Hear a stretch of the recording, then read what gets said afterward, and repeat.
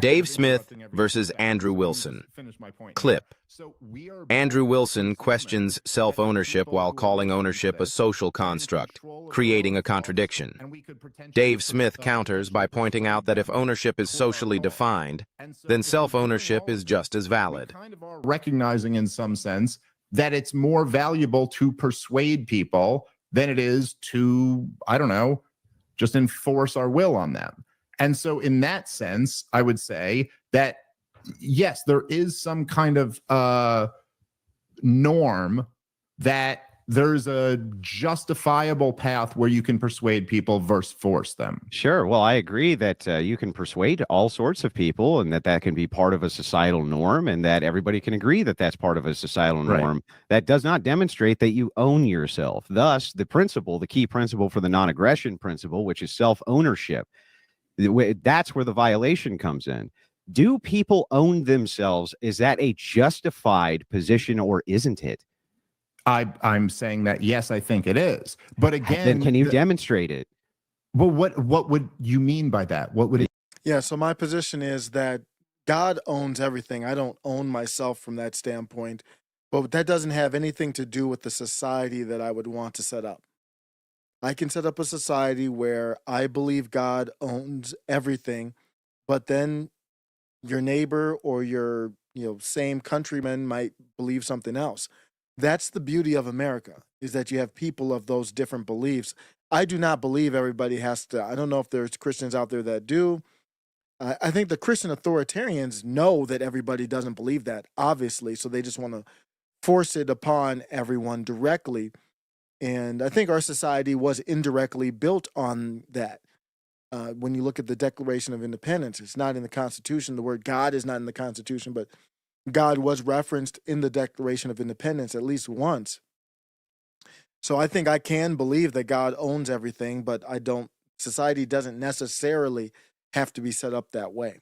You need to demonstrate that you own yourself. You would have to. But Andrew Wilson hasn't even brought up that argument yet. I don't remember if he does. You prove that you own yourself. That I can control myself, or what? Again, just be clear about what you're asking. Well, here, I'll give you an example. Yeah, I'll give you an example to the contrary. I have seen throughout all of human history that human beings seem to be able to own other human beings without much problem. That doesn't seem to be a problem as long as the social construction. See, it's just kind of hard because, yeah, I know what you mean. Like if you put somebody in chains, you kind of own them. But in the grand scheme of things, humans own nothing.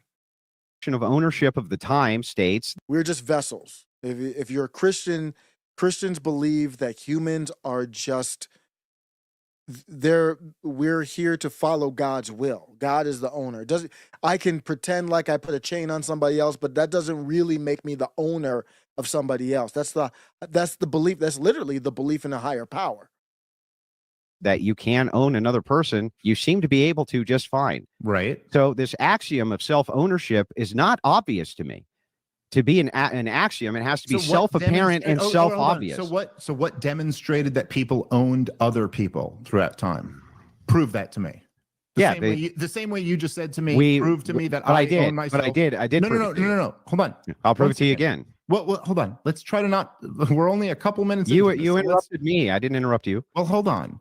You just asked me to prove that I own myself, and then you asserted that throughout history people owned other people. So prove that. Yeah, but we already did. And let me see, this is where I think the Andrew Wilson people, as far as who I agree with, is Andrew Wilson. But right now, to me, Dave is winning this part because Andrew didn't answer the question. I don't think he does because he knows he can't answer it without Dave saying, "Well, I'm going to use the same argument." Explain how.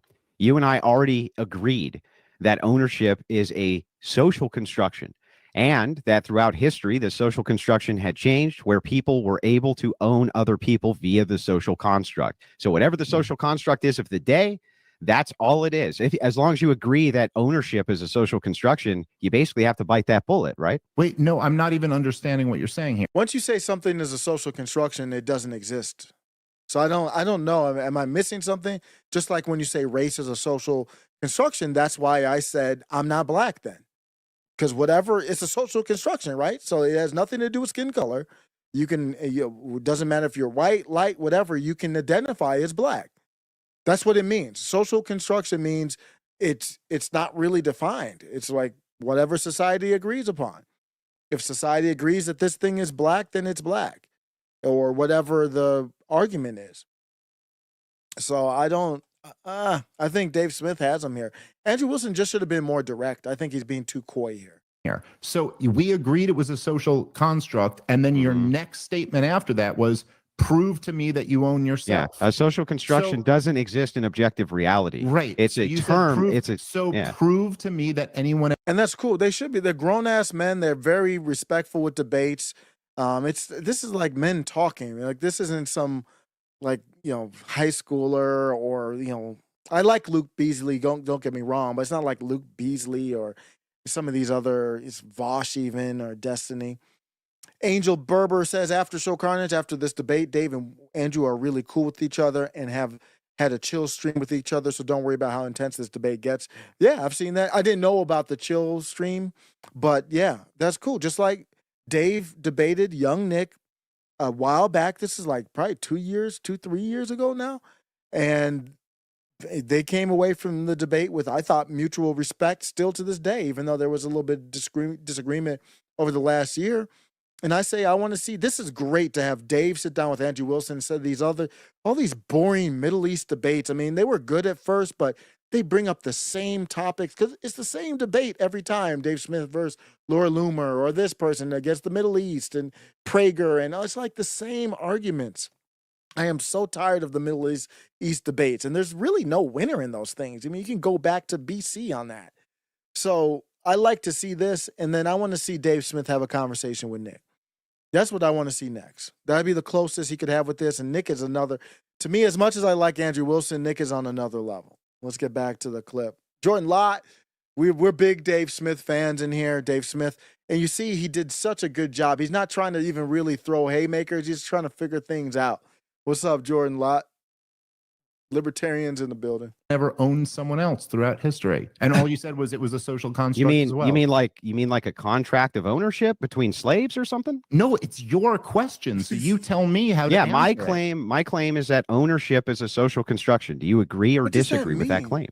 I think it is a social construct, but there also can be ethical and non-ethical, or moral and immoral. Well, then if you make the assertion that it's anything more than a social construction, then the burden of claim is on you to demonstrate how it could be. Well, okay. I mean, again, you're dodging my question here. I asked you the same question you asked me, and you weren't able to answer it either. I did answer it. By the way, part of the reason why I asked is because I don't exactly understand the question you're asking me. Are you asking me to say why I think, how I could prove that it is moral that one person should own themselves? How good would presidential debates be if they just talked like this? No, none of those stupid, goofy ass questions interrupting. Just get them in the room, and you both talk, and we'll just watch. Didn't someone else own them? Is that that's not the question. The question. So here's the question. Let me explain it to you. Okay. The non-aggression principle itself revolves around the idea that human beings own themselves. Correct? Yes. Yes. Okay. So the thing is that you and I can agree. I didn't realize that. I'm not a libertarian expert, but I need to look that up. Is that part of the NAP? Is that like the core belief of the NAP? It is a part of the non-aggression principle, self-ownership. It's probably going to be obvious that it says, yes, self-ownership is a fundamental principle of the non-aggression principle. The NAP asserts that initiating force, fraud, or coercion against others is inherently unjust. The principle is rooted in the idea that individuals own themselves. I don't understand. Meaning they have ultimate authority over their bodies, labor, and property derived from voluntary exchange. Without self-ownership, the NAP wouldn't have a clear ethical basis. If individuals do not own themselves, then the prohibition against aggression becomes arbitrary, because aggression would not necessarily be a violation. If ownership is just a social construct, how do you prove self-ownership in any meaningful sense? And does that mean the state can decide at any time that you don't own yourself? This is After Show Carnage.